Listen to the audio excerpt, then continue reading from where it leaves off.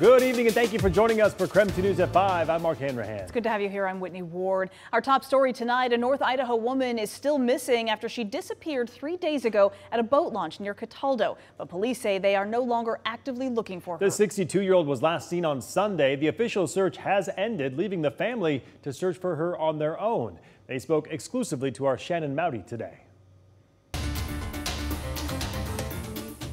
I feel like we're so alone in this. So many people don't even know she's still missing. 62-year-old Linda Kent has been missing from a family outing at Cataldo boat launch since Sunday. Wednesday, her family was out looking once again without the aid of law enforcement. And it's just been an uphill battle of fighting with everyone, just trying to get some kind of help. The Kootenai County Sheriff's Office called off its official search, telling our partners at the Coeur d'Alene Press its resources had been exhausted. They didn't have any real hits. There was no real scents picked up. There was no actual hits. Our calls and emails to the Sheriff's Office weren't answered Wednesday. The family's continuing a private search, coming from as far away as Southern Oregon to rally as a family. Linda's daddy. I'm 92 and I'm still upright, and I'm doing the best I know how to help find my daughter. They're convinced Linda isn't anywhere near the park anymore, but maybe miles away without medication for diabetes and dementia. It's just because she's elderly doesn't make her any less valuable to us. Linda's family fears she may have bypassed the bathroom and walked to I-90, where she may have been picked up by a passing car. They believe she may be trying to get home to Montana, which is why they're now pushing for a multi-state search. I've called Washington, Montana, but Idaho, we've been shut down 100% with Idaho. They're turning to social media and their network of family past state lines to keep the search and hope alive. Shannon Mowdy. We are asking the public for help. KREM 2 News. We just need to get her picture out there.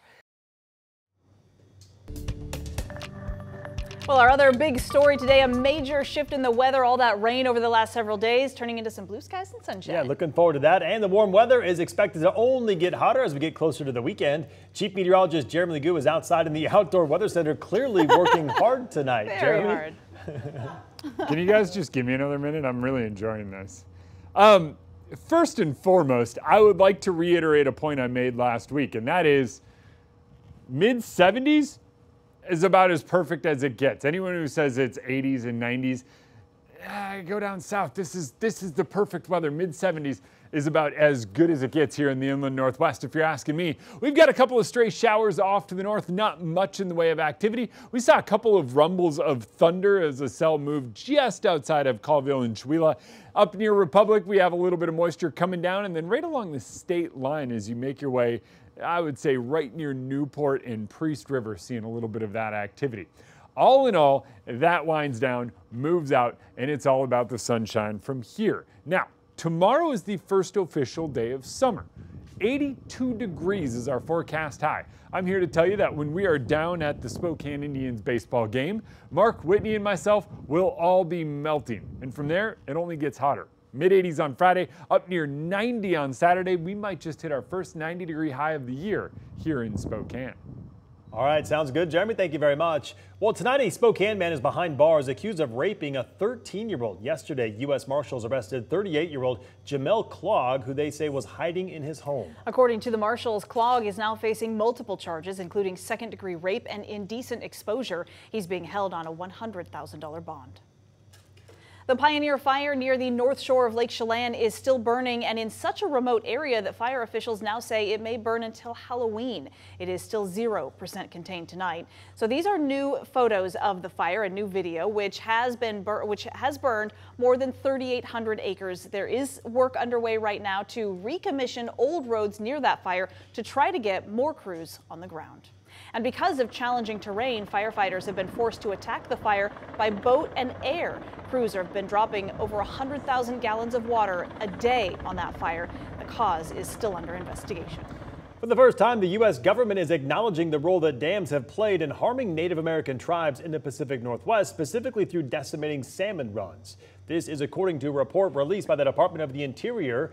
Tuesday, that report highlighted the pain that dams cause to tribes who consider salmon part of their cultural identity and a crucial food source. The report was accompanied by the announcement of a new task force for salmon recovery efforts across federal agencies.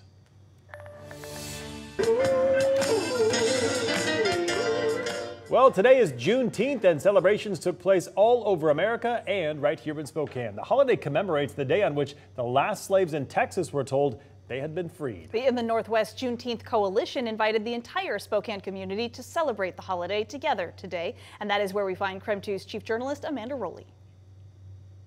Here at Grant Park, the Spokane community gathered to celebrate Juneteenth while also honoring the history and significance of this important holiday. Families who gathered here at the park today enjoyed music, food, and some local vendors. We appreciate each and every one of you that are here, including you, sir. A sunny afternoon filled with smiles, food, and music became a perfect mix for the celebration of Juneteenth. The DJ set the tone.